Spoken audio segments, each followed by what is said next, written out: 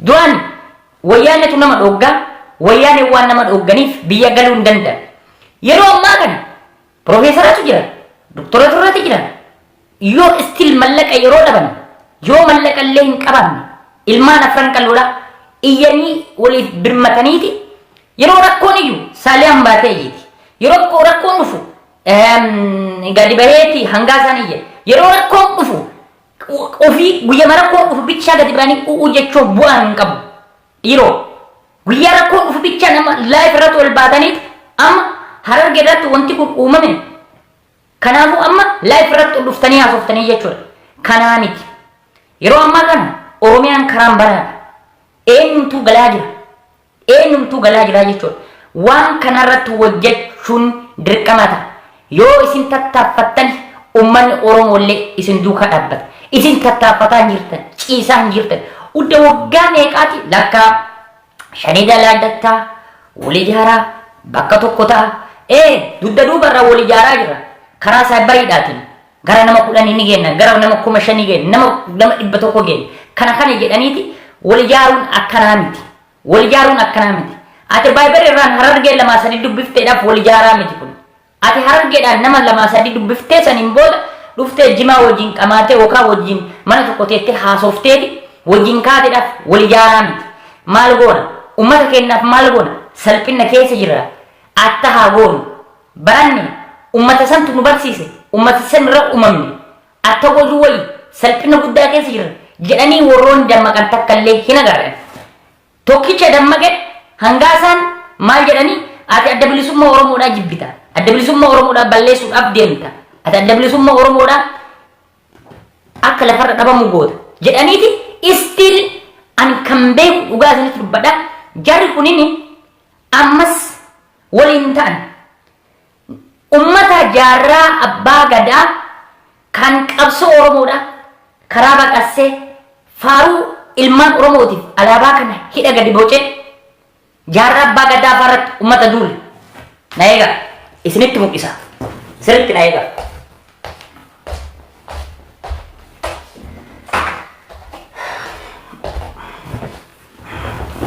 ummanni kunini dhagaa ummata kana leenca akkanaa kana jaarraa abbaa gadaa jechuudha leenca akkanaa kana abbaa keenya hayyuu keenya kan qara ilmaan Oromootitti agarsiise qabsoo ilmaan Oromootitti agarsiise yaa ilmaan Oromoodhaa jedhe jaarraa abbaa gadaa yaa ilmaan Oromoo jedhe na dhageettanii jedhe mee waan tana bitadhaa jedhe inni bakka gabboo qarbii jira seena inni hin duune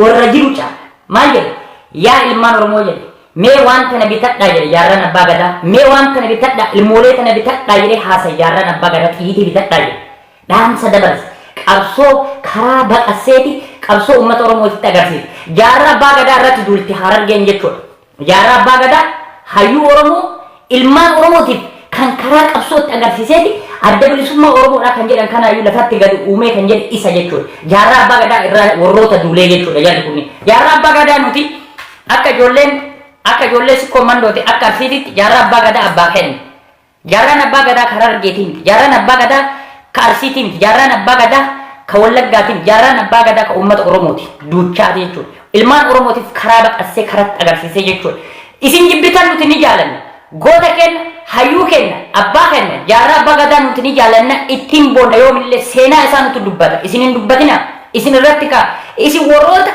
jaarraa abbaa gadaa jeesuuf irratti kaatanii jechuudha nuti ammoo abbaa keenya hayyuu keenya qaroo keenya kan karaa baqasee nutti mul'ise kan qabsoo Oromoodhaaf karaa baqasee nutti mul'ise jaarraa abbaa gadaatti yoominis kabaja ni qabna yoominis ni jaalanna yoominis akkana ol fuuna jechuudha suuraa isaa yoominis dhugaa isinitti dubbadha kana waan ta'eef ummanni keenya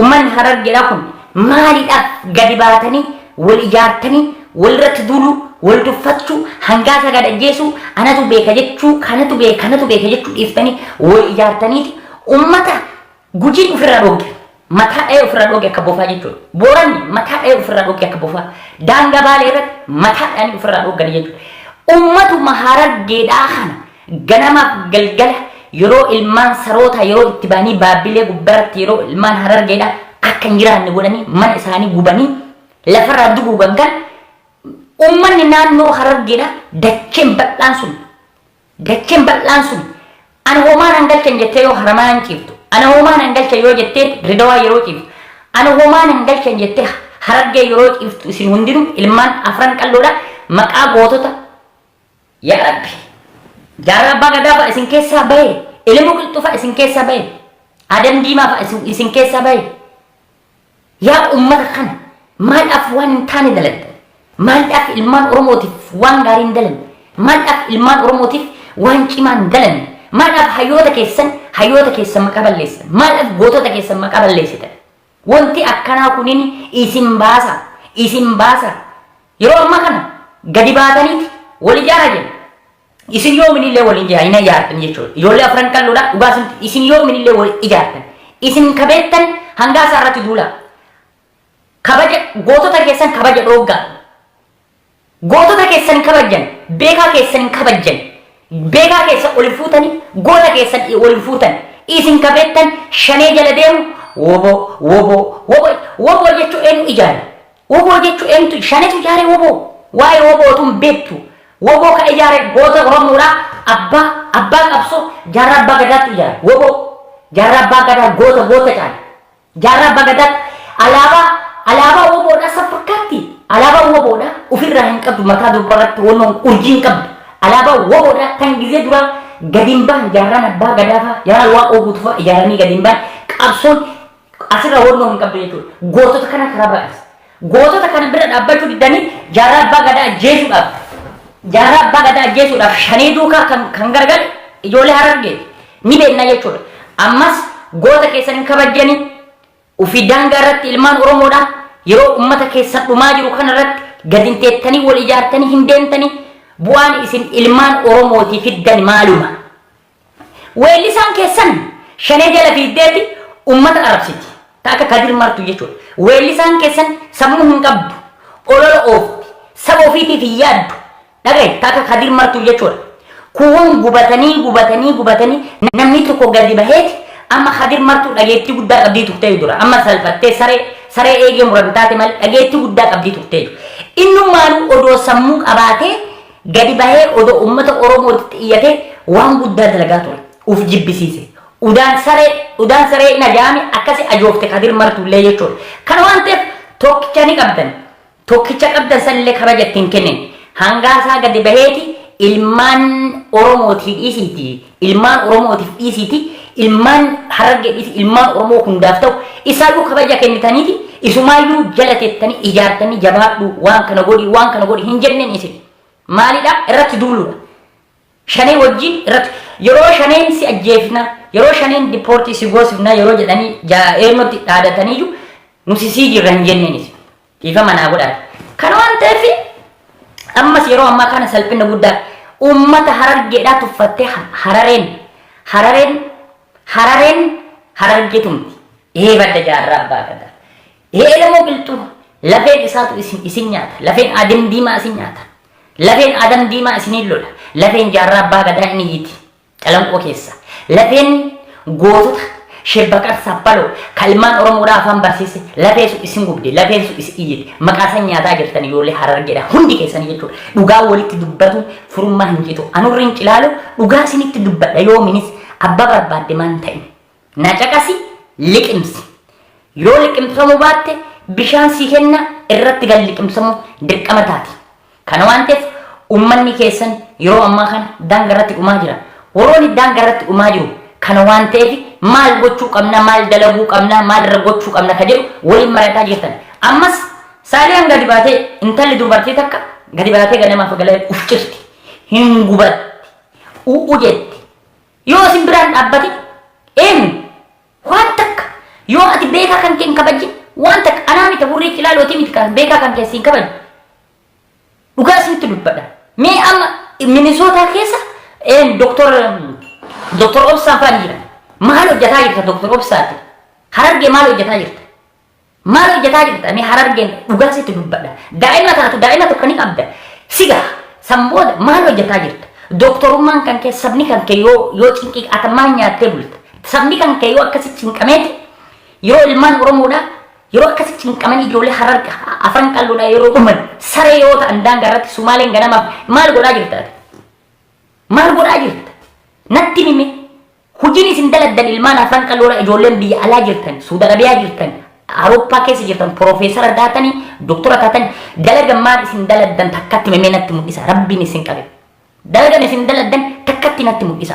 Ummata keessanii birmattanii takkatti himee natti mul'isa. Ummata keessanii birmattanii hin agaaran. Birmanna isin gootan shame of you isin jedha.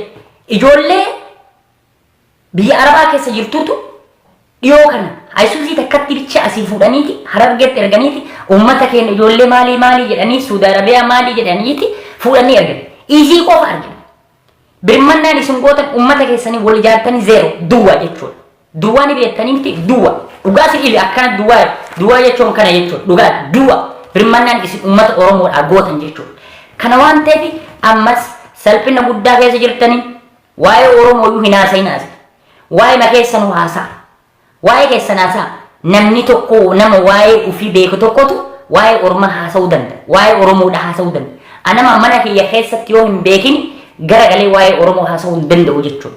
Kana waan ta'eef namni tokko gadi baheeti ganamaaf galgala duutaniif. Oromiyaa keessa isin fixaa jira isin. Oromiyaa keessa dhumaa jirtan ganamaaf galgala wanti isinummaan gootan mee natti hima. Wanti isin gootan maal isin? Maal gootan? Wanti isin daladdan maali? Dhumaa jiran ammallee Oromoodhaan nu birmadha jechuu eddan. Ijoolleen ganamaaf galgala himan lakki xiyyiitii keessan qabnu akka goona mee akkamitti birmannaaf anam dhalata Harargeetii miti. Yoo dhalata Harargeedhaa tokko ummata Oromooti u'uu jedhee birmate nus duuka birmanna. Haga dandeenyu woroonni biyya alaa jiru maal godha mallaqa qarqaarra. Ka mallaquma saniyyuu gadi bahaniiti yoo barbeetan yoo Harargeen iyyite anis duuka birmanna. Yoo ciisan yoo ganamaaf galgala ciisan yoo biyya dhaqanii nafsee ofii uf kennaniiti yoo ummata ofii duuka hoo dhaabbachuu yeroo baatan dhumni isaanii sarima jechuudha. Ganam akkamitti Sumaalee isinitti taphate daangaa keessan akkamitti Sumaalee ofirraa dhogguu dadhabdan. Yoo ambee kabaa isin agarsiisu warroonni biyya alaa jiran daangaa dadhabe birmata du'aa jiran ganamaaf galgala qawwee odoo hin qabaatin dhumaa jiran jechuudha. Mee xiyyiiti matana nu bitaa jetti qeeroon daangaa sanarra jirti. Xiyyiitii keessa hin qabnu salphanne nu qarqara yaa Oromoo jedhan. Akkamitti ana achitti hin dhalanne. Ana qorrii Cilaalooti Harargee keessatti hin dhalanne. Akkamitti eenyuun beekaa eenyuun qarqara achi dhaqe. Eenyuun beekaa eenyuun qarqara. Eenyuun beekaa eenyuun duukaa dhaabbadha. Ana qorrii Cilaalootitti. Uummanni kunini ganamaaf galgala sochiin isaan godhaa jiran sochii nama arrabsuu, sochii saba tokko irratti duulu, sochii uummata Oromoodha. Warroonni Facebook illee beektu hundinuu arsii arrabsuudha. Harargeedhaa tokkoffaadha. Harargeedhaa Facebook itti beektu arsii arrabsuudha. Hojiin isaanii jechuudha. Arsii arrabsuu, arsii salphisuu, arsiin akkana taate, arsiin akkana taate, arsii iyyuu nuun jedha arusii jedhan. Akkana arusiin akkana taate, arusii maalii taate, kana jechuudha. Kanaa miti. Arusiin isin jette sun gaachana keessan. Isin duukaa dhaabbanna. Isinii miti kan duukaa dhaabbanna. Gootota keenya kan karaa baqassanii kan akka Jaarraa Abbaa Gadaa, kan akka Ilmoo Qilxuu, hayyoota kanaaf isin duukaa dhaabbanna. Duuba beekamuu qaba namni tokko. Gara laafissi intalli garaa laaftu obboleessaa fulfoofti jedha. Oromoo yeroo amammaa. Tanaan dura Jaarraa Abbaa Gadaa ajjeesuudhaaf irratti duulte ijoollee Harargeedha. Ni beekna takka takkaan. Waa'ee Jaarraa Abbaa Gadaa irra shira irratti taatanii Jaarraa Abbaa Gadaa ajjeesisiisuudhaaf deeman ni beekna takka takkaan jechuudha ijoollee Harargeedha. Shira walirratti xaxuu dhiiftanii shanee ajooftuu dhiiftaniiti gadi baatanii saba keessan saniif yoo amma hin birmatin yoo minillee isin hin birmattanii jechuudha. Yoo minillee wal ijaartanii fi xallee baatanii jechuudha. Kana dirqama qaabuun dirqama ta'uu qabdan. Yoo kana hin godhini isin ammallee salphina keessa jirtan. Isin nam ama fakkeenyaaf uummanni ijoolleen xixiqqoo hirriba rafaa jirti. Laala horiin foonaa keessaa iyyuu gadi hin bahan. Naannoo Baabbilee irratti matraayyaasiidhaaf taankiidha yeroo irratti Sumaaleen abdii illee shiftaanii yeroo uummata Harargee irratti takka takkaan xiyyiidhaan isaan guru doktoroon, piroofeesar, aktivistoonni Harargeedha mana akkanatti ciisanii jechuudha. Akkanatti ciisanii jechuudha. Karaan banaadha. Baay'ee galii walii ijaaru uummata kan kee yoo mallaqa hin qabaatee iyyee labsiiti dhumne salphina keessa jirte jedhiiti hangaasa santu isin baasa dhiifa manaa godhaate akka kiyyatti an akka Harargee keessatti profeesara keessanillee arge doktora keessanillee arge hangaasa malee nama takka hin qabdan dhugaa isinitti dubbachuun hangaasa jala deemaa hangaasaan jaarraa abbaa gadaatii fi hangaasa jechuun goota caala doktora hangaasa jaarraa abbaa gadaa isa qofa uummate jaarraa abbaa gadaa ilmoo qilxuu fi hangaasaan isa qofa uummate isa jala deema isatu isin baasa isatu karaa isin baasa yoo isin lolchiisellee yoo isin hin badellee isatu ka isa isinii ga'u hin jiru hangaasa jala hiriira waan takka hin godhina uu jedhaa waliif birmadhaa kana waan ta'eef isin maaliidha kana waan ta'eef salphina guddaa keessa jirtanii yoo salphina kana dhageettani amma kaleessa halkan gubaa bulan istil hagamma ummanni beelarra jira ummanni waan nyaatan hin qaban yeroo amma kana baabbilee keessatti mana isaanii irratti gubanii horii isaanii shiftaan irra oofatte abdii illee ummanni iyyaa jira nuuhaa birmatanii oromoon jedhan garaa nama nyaatan akka goona akkamitti birman eenyuun beenna eenyu qarqara gootonni ilmaan oromoodhaa kaashii keessa jiran takka ajjeesiisanii ficcisiisan adam diimaa du'e eenyu gurnoo fi jedhan tokko amma kadhiyoo kan ajjeesan du'e bebbeekamoonni ciccimoonni daangaa san irratti daangaa Harargeedhaa san tissaa turan du'an dhuman warroonni biyya alaa jiran hin socho'an duukaa deemanii saba isaanii hin qarqaaran bakka hundatti ka baqatu isaan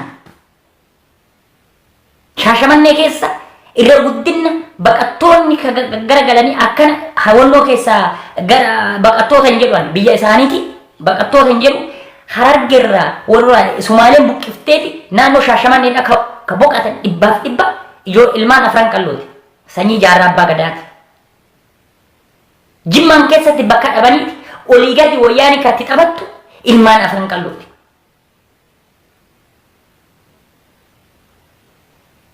naannoo Finfinnee irratti kan baqatanii dhibbaaf dhibba achi keessa naannoo Finfinnee sanatti rakkoo cimaa agarsiisa dhumaa jiran ilmaan afran qallooti